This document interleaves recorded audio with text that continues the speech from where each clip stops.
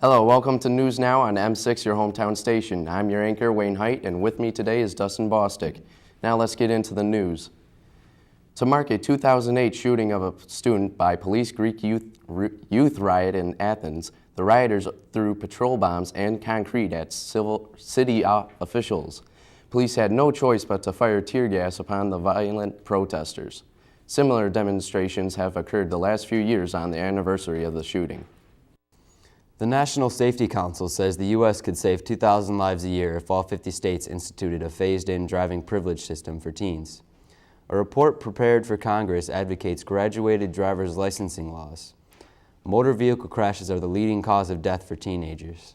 Tougher driving restrictions are aimed at eliminating driver distractions. Police have found the body of a 7-year-old Jaloris Rivera in the state of Georgia with a girl who went missing more than 2 days ago. They searched for 48 hours, and when they found the body, police believed she had been abducted and murdered at her apartment in Canton, 40 miles north of Atlanta. Police are conducting an autopsy to find out the true cause of death. In Lansing, the Republican-led Michigan legislature is setting the stage for some key votes on education policy and unemployment insurance before the end of the year.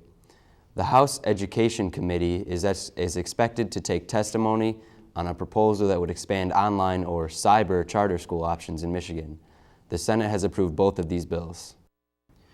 Detroit Lions Jim Schwartz won't point a finger at himself while addressing penalties after Detroit was penalized 11 times for 107 yards against New Orleans. One person's actions or lack thereof have come under scrutiny, Lions coach Jim Schwartz.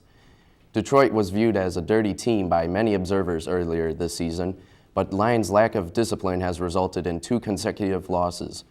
While it was easy to dismiss So's infraction as an individual incident, the addition of 3 major penalties against New Orleans during a playoff race makes it seem as if Schwartz cannot control his team, and he needs to get his team under control if he wants to make a playoff run. Saturday, December 3rd, many people took the icy polar bear plunge at Lakeside Beach. With the temperature at only 45 degrees Fahrenheit, kids and adults of all ages, dressed in crazy costumes, ran into the chilling waters of Lake Huron. It's sponsored by the Kiwanis Club, and the event raised nearly $13,000 for local youth groups and organizations. Wow, 45 degrees? Too cold for me. Yeah, I would not go in there. They have to be true athletes to go and jump into the water like that. Speaking of true athletes, we're going to go over to Justin Chitwood for sports. It only took 32 years, but on Monday, December 6, 2011, the Chicago Cubs third baseman Ron Santo was finally elected to the Baseball Hall of Fame, receiving 93% of the votes from the Golden Era Committee. Ron Santo played 15 Major League seasons from 1960 to 1974, 14 of which were spent with the Chicago Cubs. He was a 9-time All-Star and a 5-time Gold Glove winner. He will be inducted into the Hall of Fame on July 22, 2012. On January 3, 2011, the All-State Sugar Bowl will be held and will feature the University of Michigan facing off against Virginia Tech Hokies. Michigan is currently 10-2, ranking at 13, while Virginia Tech is 11-2, ranking at 11 in the division. Tune into ESPN and cheer on your Wolverines. And now for some local sports. In Marysville High School athletics, there is the 3rd annual alumni basketball game in the high school gymnasium, Thursday, December 22, 2011. Girls begin at 6, while the boys start immediately after. All proceeds benefit the boys and girls basketball programs. That's all for sports. We'll be back after this break. Crimes Against Animals say that dogs are the most common victims of animal cruelty. Of the 1,880 cruelty cases reported in the media in 2007, 1,212 involved dogs.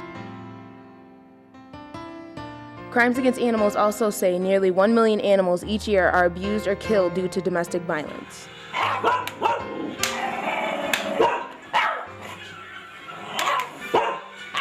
According to PetAbuse.com and AARDAS, the Animal Abuse Registry Database Administration System, 2,707 people between the ages of 31 to 40 are the most common animal abusers.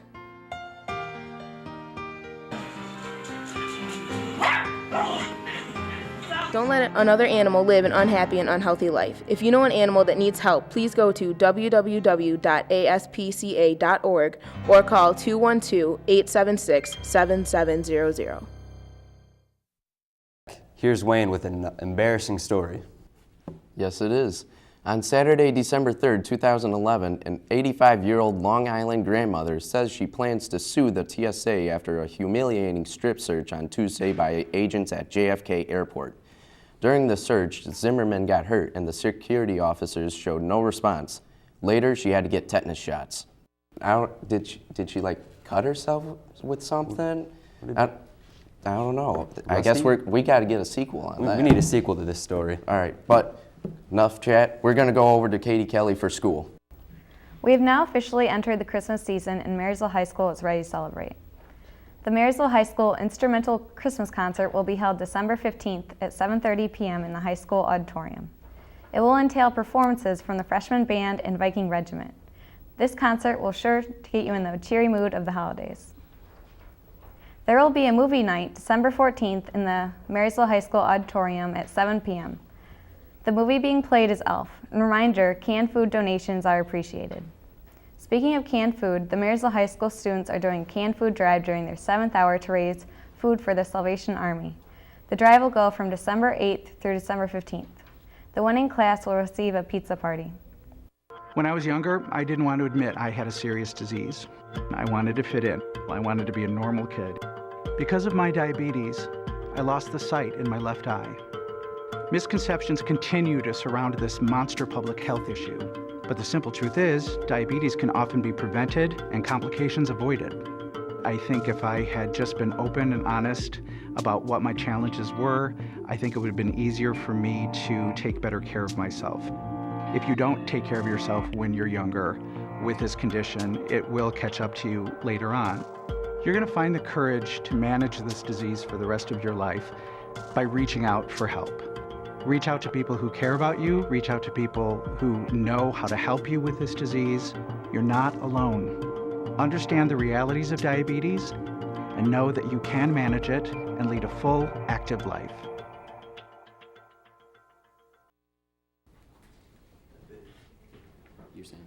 Welcome back. And Dustin, how do you think that movie Elf? Have you seen I that? think Elf is a pretty interesting movie. I might go see it. You know what? I might also. But we're going to go over to Garrett McCormick with Science and Tech. Thank you, Wayne.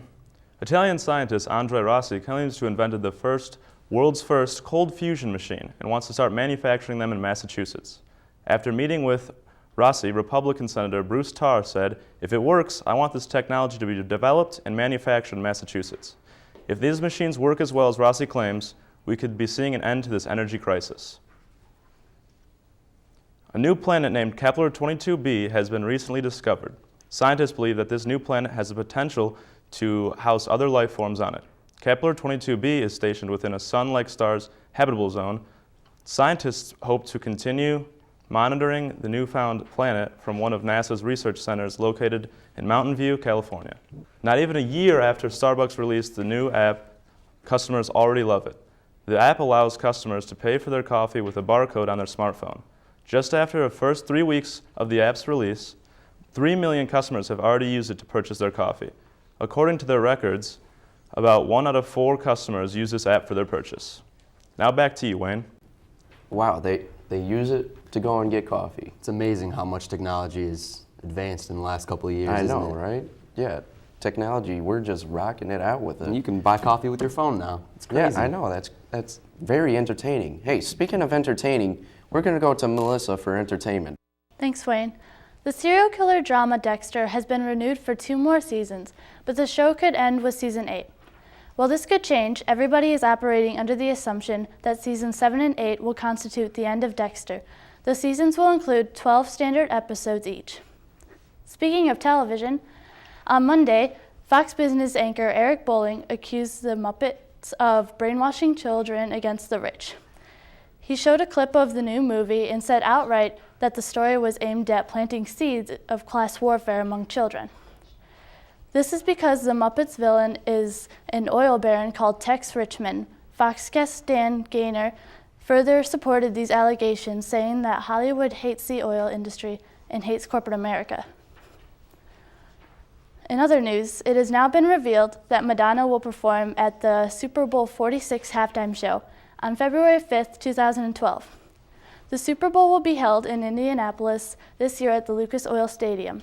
The football game is expected to attract more than 100 million TV viewers in the United States. Actually, we're going to be leaving the show right now. Thanks for watching us. See you next time on M6, your hometown station.